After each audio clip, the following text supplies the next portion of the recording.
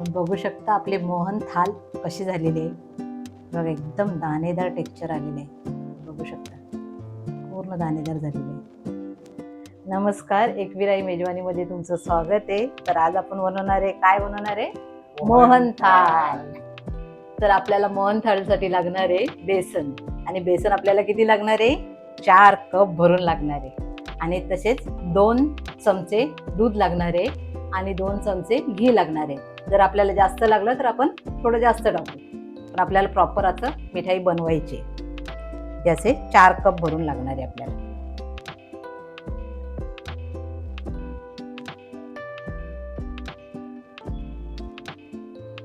घी लागणार आहे आपल्याला. आपण 2 चमचे पहिला टाकू. 2 चमचे आपण घी टाकलेले आहे. अजून 2 चमचे घी टाकून घेऊ. एकूण 4 चमचे आपण असे घी टाकलेले आहे तेवढ्या साईजने. आणि 4च चमचे आपल्याला दूध टाकायचं आहे. त्याच चमच्याच्या मापाने 1, 2, 3 आणि 4. आता हे आपल्याला प्रॉपर असं मिक्स करून घ्यायचं आहे. आणि आपल्या दोन्ही हातांवरती असे तळव्यांवरती असं घासून घ्यायचं आहे, जेणेकरून ना आपली मिठाई अशी एकदम दाणेदार बनायला पाहिजे ना, त्यासाठी पूर्ण मिक्स करायचं आहे. असं एकजीव व्हायला पाहिजे.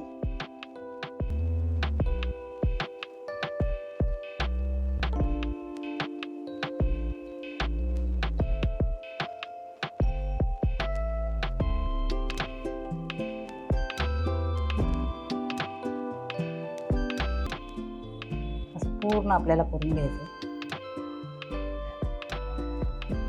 आता रक्षाबंधन येतेच आहे, आपल्याला मिठाई लागणार आहे. बाहेरची मिठाई विकत आणण्यापेक्षा, आणि सगळं आता भेसळ चालू आहे, काही ना काही टाकतात त्याच्यामध्ये. मिठाई प्रॉपर आपल्याला भेटते का नाही ओरिजिनल, त्यासाठी आपण घरीच बनवून घ्यायची मिठाई. इथे आपली 15 मिनिटं झालेली आहे. बघू शकता आपलं पीठ असं झालेलं आहे. इथे आपली 15 मिनिटं झालेली आहेत. आपण बघू शकता असं झालंय पीठ आपला. आता हे आपल्याला ना पूर्ण चाळून घ्यायचं आहे.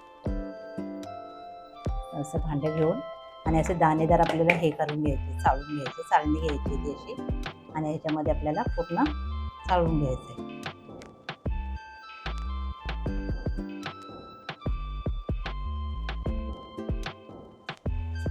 पूर्ण असं आपल्याला दाणेदार बनवायची ती बर्फी. त्यासाठी आपण असं चाळून घेणार. इथे आपण अशा प्रकारे असं चाळून झालेलं आहे.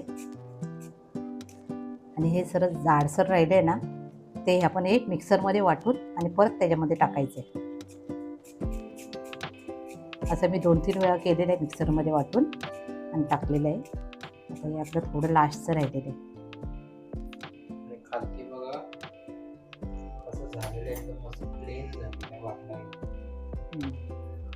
असं दाणेदार व्हायला पाहिजे. बघू शकता असं दाणेदार झालं. आपण कढई गरम करायला ठेवली आहे. त्याच्यामध्ये आपल्याला 1 कप भरून असं घी लागणार आहे. पहिला आपण थोडंसं टाकूया. ते थोडं ठेवायचं आपल्याला, नंतर टाकू. आणि हा बेसन जो आपण चाळून घेतलेला आहे ना, तो पूर्ण टाकून द्यायचा आहे त्याच्यात.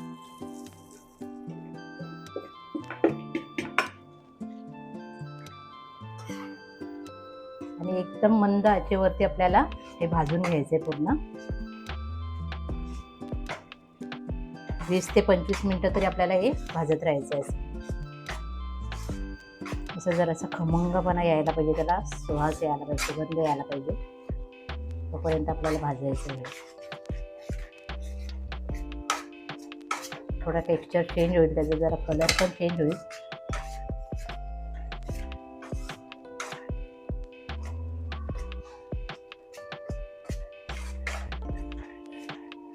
आपले इथे 5 मिनिटं झालेले आहेत. असं मिक्स करून आपण हा पूर्ण घी आहे ना, ते सगळं टाकून देऊ. आपण 1 कप भरून पूर्ण घी घेतलेलं आहे. आपण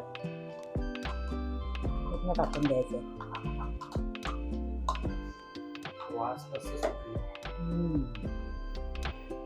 अजून नंतर अजून सुगंध एकदम मस्त आहे.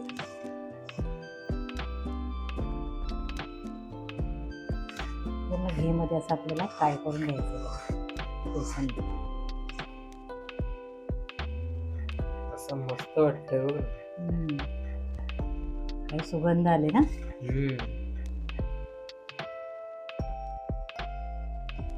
थोडा अजून कलर चेंज व्हायला पाहिजे. एकदम मंद आचेवरती करते मी. एवढी पण गॅस फास्ट नका करू.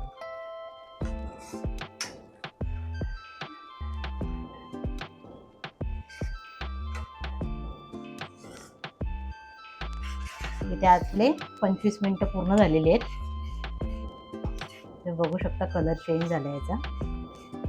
आता याच्यामध्ये आपल्याला दूध टाकून घ्यायचं आहे. दुधामध्ये आपण केशर टाकलेली आहे.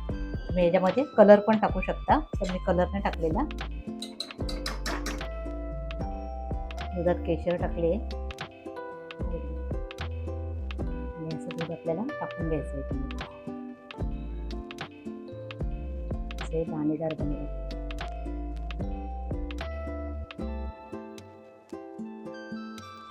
मिक्स करून घ्यायचंय. गॅस आपल्याला बंद करून टाकायचं. फुलायला लागलं. असं फुलायला पाहिजे, तेव्हाच तर ते दाणेदार होईल ना. आपल्याला दाणेदार पाहिजे ना काही. आपण कोमट दूध टाकलं ना. कोमट नाही, थंडच दूध टाकलं. दुधामध्ये केशर टाकून ठेवलेली ते दूध टाकलं.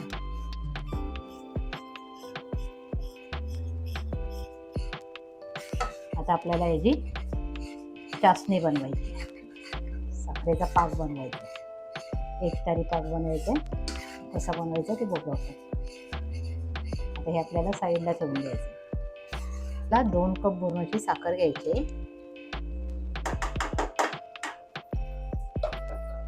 आणि 1 कप आपल्याला पाणी घ्यायचं. तर पाणी पहिला टाकून घेऊ. 2 कप भरून आपण साखर घेतली आहे आणि 1 कप आपल्याला पाण्याचा लागणार आहे. इथे मी पिठी साखर घेतली आहे. मी साखर घेतली तरी चालेल. आणि आपल्याला हे एकतारी पाक बनवायचं आहे. हे असं मिक्स करत राहायचं आपल्याला आणि पूर्ण एकतारी पाक बनवायचं आपल्याला. हे असं आपल्याला मिक्स करून घ्यायचं आहे 1 तारी पाक असोपर्यंत. 1 तारी पाक म्हणजे मी आता इथे काढून ठेवलं आहे, बघू शकता. असं 1 तारी पाक राहायला पाहिजे. असं तार यायला पाहिजे त्याला. म्हणजे आपलं झालेलं आहे. आता हे झालेलं आहे. आता हे आपल्याला कढईमध्ये टाकून घ्यायचं. इथे हे आपल्याला साखरेचा पाक आहे ना त्याच्यात टाकून घ्यायचं आणि हे परत आपल्याला गॅसवरती ठेवायचं आहे. मंद आचेवरती परत मिक्स करून घ्यायचं. तुम्हाला जर कलर हवा असेल तर फूड कलर पण तुम्ही टाकू शकता. इथे असं आपल्याला मंद गॅसवरती, बारीक गॅसवरती एकदम थोडं फिरून घ्यायचं आहे, जेणेकरून तो पाक आहे ना आपला तो एकजीव व्हायला पाहिजे.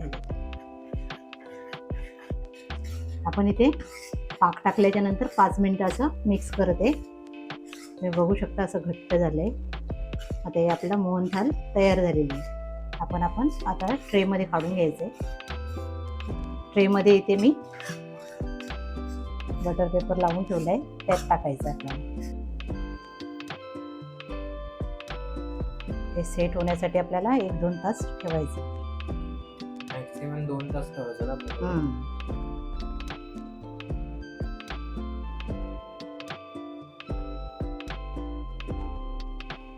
घी बघा ना कसे तरंगते वरती. मस्त वाटतं ना.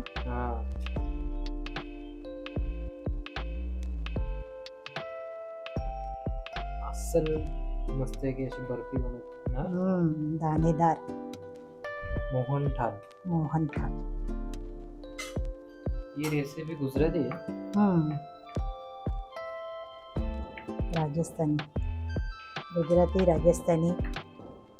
आता हे आपण बदामाचे काप केलेले आहेत ते टाकून द्यायचे आणि 1 ते 2 तासासाठी आपल्याला थोडा रेस्ट द्यायचा याला.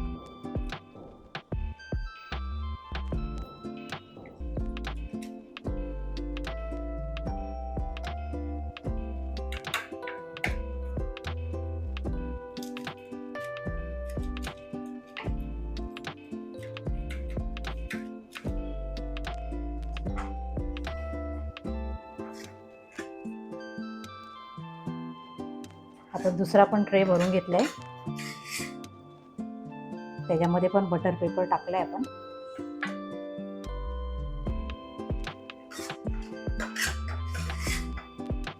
चार कप मध्ये आपलं एवढं झालेलं आहे मिठाई तयार.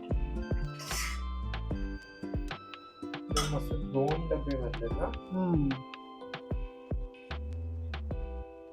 डबा पण भरलेलाच आहे आपला.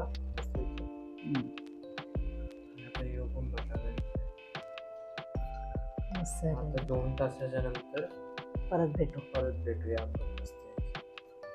इथे आपले 1 तास झालेले आहेत आणि आपलं हे पण काप पाडून घेतलेले आहेत त्याला. बघा ना घी अजून येतो. घी बघा कसं आहे. घी बघा ना किती भरपूर घी झालं मस्त. आणि एकदम दाणेदार झाली बर्फी. जाम भारी आहे. मोहन थाल काय बोलतात? मोहन थाल. अरे वा परफेक्ट झाले. टेक्स्चर बघा, टेक्स्चर दाणेदार. आपण बघू शकता आपले मोहन थाल कशी झालेली आहे बघा. एकदम दाणेदार टेक्स्चर आलेले आहे. बघू शकता पूर्ण दाणेदार झालेले आहे. चारी बाजूनी बघा मस्त होते ना. पूर्ण मस्त एकदम. आणि टेस्टला तर एकदमच भारी आहे. आणि ते काढ चमच काढ. ते बघा गाईस घी बघा कसं आहे तो. पूर्ण बाहेर एकाच खालती ना असं सगळ्याच्या आहे. आता हे पण इथे झालेलं पण आहे आपण ना. ठेवलंय. अजून एक काढ नाही अजून एक काढून बघू.